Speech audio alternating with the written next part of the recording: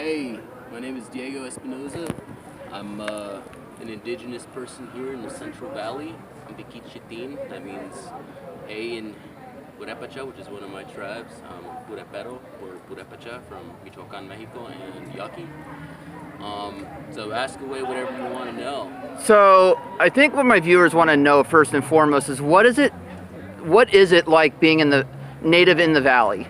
Well, it's just like, in the valley specifically, I mean, there's a really, really diverse kind of community because you got like a lot of local stuff here. A lot of locals around here like Monos and Yokuts and stuff like that. And, I've been down to Southern California and, I've lived here for most of my life. And, you really see a lot of differences in a lot of the communities all throughout California. You know what I mean? Bruh. But it's really, really diverse because you got people from all over the U.S. that kind of come here and they kind of just put in different little ways that they practice their medicine or their traditions or, just whatever. And you kind of get like a big volley of flavor Right. from a lot of these people, But it's great, it's really cool. Like over there, I could point out different people from different tribes, and there's like a Dene girl over there, that's from like Southwest. There's a Celeste girl over there. There's a Pomo guy, which is from up north, So it's real cool, and people around here are really close knit. We just kind of see each other as brothers and sisters and whatever, and that's how we keep it around here. You just gotta kind of acknowledge that. Well, like we all may not be from the same nation or same whatever. But we keep it close, and we find ourselves in places like this. A lot of people, like I said, they'll kind of pick up the ways of the California people, like medicine-wise. Like bear medicine, which is like what the people around here kind of do. Kind of comes from like this specific area. Like myself, like my dad's a bear dancer. But we're Yaqui. But it's cool like that. You see stuff like that. You see people kind of open up and it's just like a culture mash, So moving on, how does being native and cross over to, say, the LGBT community? Well, it kind of goes in a lot of different ways because traditionally and culturally, before we were colonized, there was no prejudice. You're just what you are. You know what I mean? And, they're referred to as two-spirit, by a lot of people.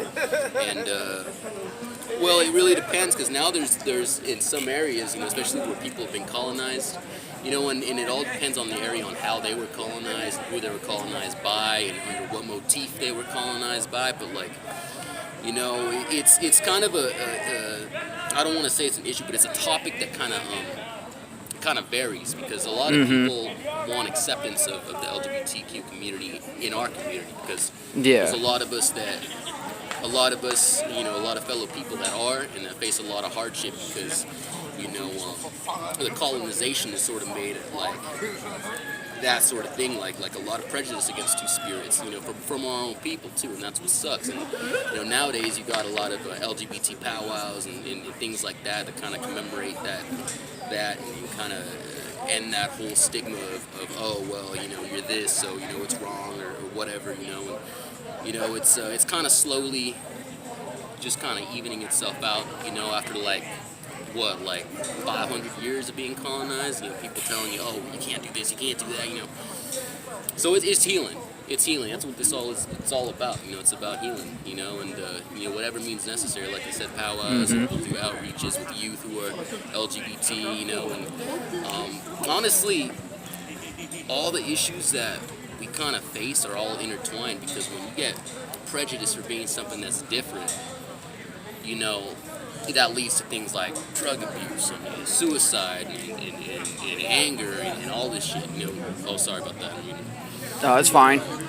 We are not a family-friendly channel by any chance. That's how I like it. It's gold. But it leads to all this stuff.